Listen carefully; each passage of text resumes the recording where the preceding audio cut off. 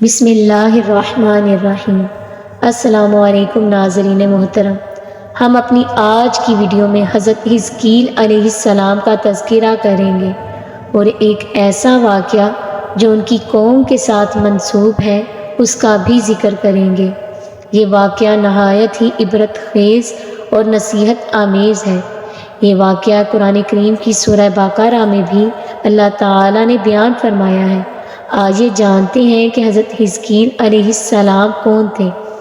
آپ حضرت موسیٰ علیہ السلام کے تیسرے خلیفہ اور جانشین ہیں جو منصب نبوت پر سرفراز کیے گئے۔ حضرت موسیٰ علیہ السلام کی وفات کے بعد آپ کے خلیفہ اول حضرت یوشع بن نون ہوئے۔ اللہ تعالیٰ نے انہیں نبوت عطا فرمائی۔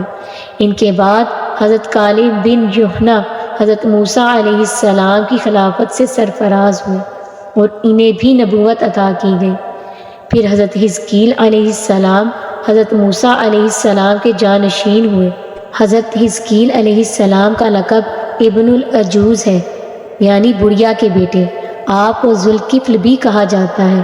ابن العجوز کہنے کی وجہ یہ ہے کہ آپ جس وقت پیدا ہوئے آپ کی والدہ ماجدہ بوڑھی ہو چکی تھی، اور آپ کا لقب ذوالکفل اس لیے ہوا کہ آپ علیہ السلام نے اپنی کفالت میں 70 انبیاء کرام علیہم السلام کو لیا اور انہیں ظالم یہودیوں سے قتل ہونے سے بچایا جو انہیں قتل کرنا چاہتے تھے۔ پھر خود آپ بھی اللہ کے فضل و کرم سے یہودیوں کی تلوار سے محفوظ رہے اور برسوں حیات رہ کر اپنی قوم کو ہدایت فرماتے رہے۔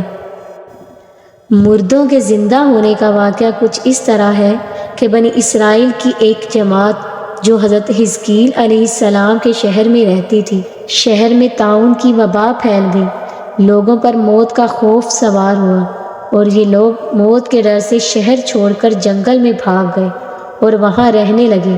اللہ تعالیٰ کو یہ بات ناپسند ہوئی، چنانچہ اللہ تعالیٰ نے ایک عذاب کا فرشتہ اس جنگل میں بھیج دیا۔ اس عذاب کے فرشتے نے پہاڑ کی آڑ میں چھپ کر چیخ ماری اور بلند آواز سے کہا، موتو، یعنی سب مر جاؤ۔ اس محیط یعنی بھیانک چیخ کو سن کر بغیر کسی بیماری کے بالکل اچانک سب کے سب لوگ مر گئے۔ ان کی تعداد 70,000 تھی۔ ان مرنے والوں کی تعداد اس قدر زیادہ تھی کہ لوگ کفن دفن کا انتظام بھی نہ کر سکے۔ ان 70,000 مردوں کی لاشیں کھلے میدان میں بے گور و کفن 8 دن تک پڑی سڑنے لگیں۔ پورا جنگل بلکہ ان کے اطراف تک میں بدبو پیدا ہو گئی۔ کچھ لوگوں نے ان مرنے والوں کی لاشوں پر رحم کیا اور چاروں طرف سے دیوار اٹھا دی تاکہ یہ لاشیں درندوں سے محفوظ رہیں۔ کچھ دنوں کے بعد حضرت حزقیل علیہ السلام کا اس جنگل سے گزر ہوا۔ آپ نے اپنی قوم کے 70,000 انسان اس ناگہانی موت اور بے گور و کفن لاشیں دیکھی تو غم سے آپ کا دل بھر آیا۔ آپ اب دیدہ ہو گئے۔ اللہ تعالیٰ کی بارگاہ میں دکھ بھرے دل سے گڑ گڑا کر دعا مانگی، اے اللہ، یہ میری قوم کے افراد ہیں جو اپنی نادانی سے یہ غلطی کر بیٹھے کہ موت کے ڈر سے شہر چھوڑ کر جنگل میں آ گئے۔ یہ سب میرے شہر کے رہنے والے ہیں۔ یا اللہ، یہ سب لوگ مجھ سے محبت کرتے تھے۔ یا اللہ، یہ سب لوگ میرے دکھ درد میں شریک ہوتے تھے۔ افسوس، میری قوم ہلاک ہو گئی اور میں اکیلا رہ گیا۔ یا رب، یہ میری قوم تھی جو تیری حمد بیان کرتی تھی، تیری توحید کا اعلان کرتی تھی۔ آپ دعا فرما رہے تھے کہ اچانک وحی نازل ہوئی، اے حزقیل علیہ السلام، آپ ان بکھری ہوئی ہڈیوں سے فرما دیجئے، اے ہڈیوں، بے شک اللہ تعالیٰ نے تم کو حکم فرمایا ہے کہ تم اکٹھا ہو جاؤ۔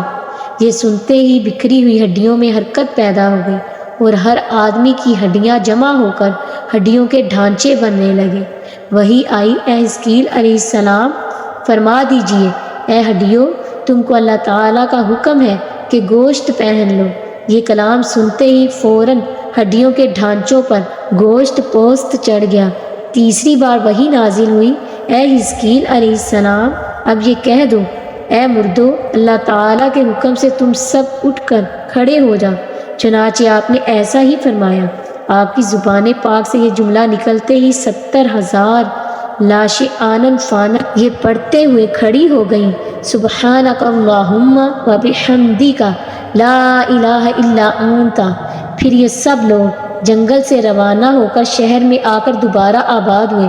جتنی عمر اللہ تعالیٰ نے مقدر فرمائی زندہ رہے، لیکن ان لوگوں پر موت کا اتنا نشان باقی رہ گیا کہ ان کی اولاد کے جسموں سے سڑی ہوئی لاش کی بدبو آتی رہتی۔ یہ لوگ جو بھی کپڑا پہنتے وہ کفن کی صورت میں ہو جاتا۔